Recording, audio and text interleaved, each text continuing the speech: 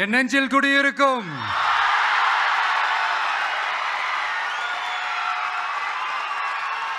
என்னுடைய தோழர்கள், தோழிகள் எல்லாருக்கும் என்னுடைய வணக்கம். வணக்கம் வணக்கம்.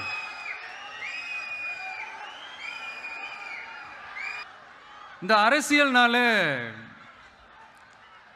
வேற லெவல் தான்ல. ஏன்னா இந்த அரசியலில் மட்டும்தான் வித்தியாசமான ஒன்று நம்ம பார்க்கலாம். யார் யாரை எப்போ எதிர்ப்பாங்கன்னே நமக்கு தெரியாது. யார் யாரை எப்போ ஆதரிப்பாங்கன்னே நமக்கு தெரியாது. அதை கணிக்கவே முடியாது.